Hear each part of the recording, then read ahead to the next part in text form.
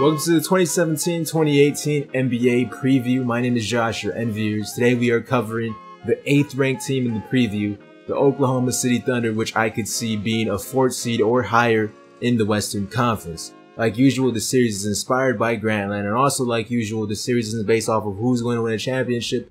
It's simply based off of win-loss record. And last season, the Thunder had a 47-win record. This season, with the addition of Paul George, I feel like this team could reach that 50 gap, 50 to 51 wins, and be one of the more elite teams in the Western Conference. Last season was all about Westbrook, Mr. Triple-Double, the MVP.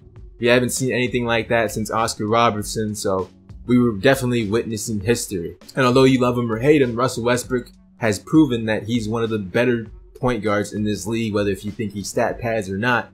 He's definitely top 3. Is he top 3? Is he a top 3 point guard in the league? Westbrook, no order here. But Westbrook, Curry, Chris Paul, John Wall, one of those? Let me know in the comment section below. I feel like that would be interesting. Who are the top 3 point guards in the league right now? Love him or hate him, Westbrook and Curry have to be in there. And then the third one, I say Chris Paul, John Wall. Let me know in the comment section below. You guys should have fun with that. But after losing Durant last season, this team, or I expected this team to not be doing as well as they did last season. Deep down, I thought Westbrook would be playing with a chip on his shoulder and try to be an MVP candidate. And luckily for him, he was the MVP. He wasn't an MVP candidate. He was the MVP, Mr. Triple-Double, like I said. So let's see this season with the addition of Paul George. Is he able to continue to keep up that consistency? I mean, he doesn't have to. He proved it last season he could do it. And now with another star player next to him, he doesn't need to do it. You know, he could share the ball a little bit more. Last season, he kind of had to, considering he was the only guy. So here's what they did in the offseason. They got Paul George. And Paul George isn't Kevin Durant. Kevin Durant, top guy, top small forward in the league.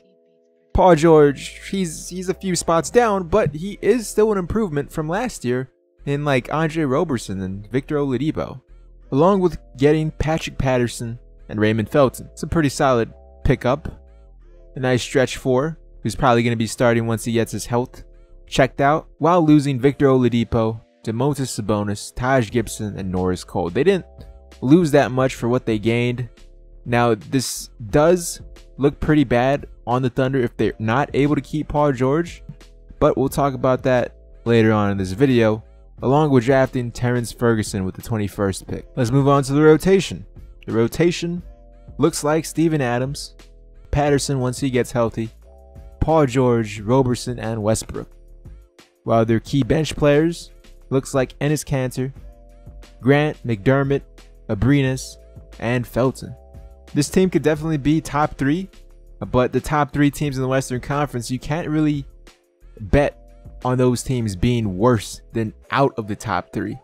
Those top 3 teams in the Western Conference are some elite level teams, and although I think the Thunder are an elite level team, there's still a gap. You know, there's still a gap between the Thunder and the 3 teams above it. Not a huge gap, but it's a gap nonetheless. So my question for the Oklahoma City Thunder is, how well is Russell Westbrook and Paul George going to play together this season?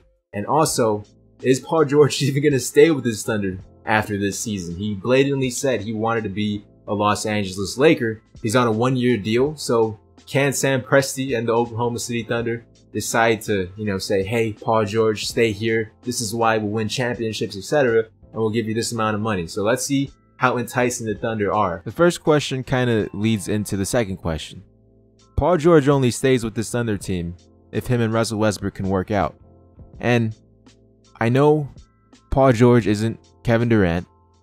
I said this earlier. They're both different players. But if Westbrook can work with Durant, he could definitely work with Paul George. Paul George was pretty efficient last season.